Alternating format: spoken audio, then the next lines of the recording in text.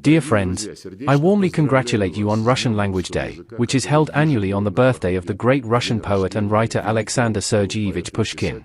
It is hard to overestimate the importance of the Russian language, one of the pillars on which Russian civilization and the entire Russian world stand. Our great and mighty language, as it is called, is among the 5 most widely spoken languages in the world. It is widely used as an official or working language at international venues. Its role is significant in the development of scientific, cultural, and educational exchanges and in contacts between people. Russian Language Day is included in the United Nations International Calendar of Significant Dates, as part of the program for the development of multilingualism and cultural diversity. The spread of the language of Leo Tolstoy and Ivan Turgenev, and of Russian culture across the former Soviet Union, objectively contributes to the creation of a space of peace, security, economic, and humanitarian cooperation in Eurasia.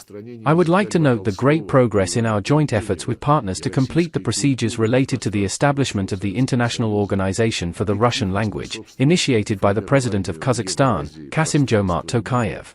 Importantly, it is open to all states, without exception, where the Russian language is known and loved, and where people want to study it. I hope that in the very near future, this organization will begin its work. And of course, in the year of the 80th anniversary of the Great Victory, we gratefully remember that the soldiers of the Red Army, who saved the world from the horrors of Nazism, also defended our right to speak our native Russian language. In 1942, the outstanding poet Anna Akhmatova wrote in her poem, Courage, about this. It is not frightening to lie under the dead bullets. It is not bitter to be left without a roof. And we will preserve you, Russian speech. Great Russian word. We will carry you free and pure, and give you to our grandchildren, and save you from captivity, forever. The great Russian word resounded in the accusatory texts documenting the crimes of Nazi war criminals, including at the Nuremberg Tribunal. It strengthened fighting spirit, brought comfort, and affirmed the inevitability of the victory of good over evil. Works of art created during the Great Patriotic War rightfully belong to the golden fund of Russian and world culture. Respect for the Russian language, for the great culture created in it, for the people who speak Russian, is extremely important to us. We cannot tolerate manifestations of discrimination, let alone open terror, against everything Russian, which has been unleashed by the Kyiv regime. Ukrainian followers of Bandera and Shukevich are systematically and legislatively exterminating everything in any way connected with Russia. The Kyiv regime has a particular hatred for the Russian language, imposing numerous bans on its use. Russia will not abandon Russians and Russian-speaking people in trouble. We will certainly ensure that their legal rights, including the right to speak their native language, are fully restored. We will continue to raise this acute issue at international venues and will insist that its resolution be a necessary condition for a long-term peaceful settlement of the Ukrainian conflict.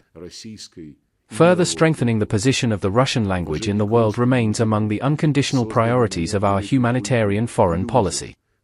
We will continue to do everything possible to meet the needs of foreign partners in studying and using the Russian language, obtaining generally significant and scientific information in Russian, and, in general, expanding knowledge about Russia.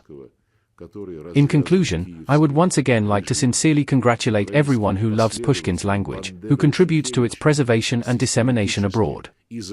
Special words of gratitude to our compatriots who maintain an unbreakable spiritual and linguistic connection with their historical homeland, and who do much to preserve the richest cultural, historical, and spiritual heritage of the Russian world. Happy holiday and all the best to you.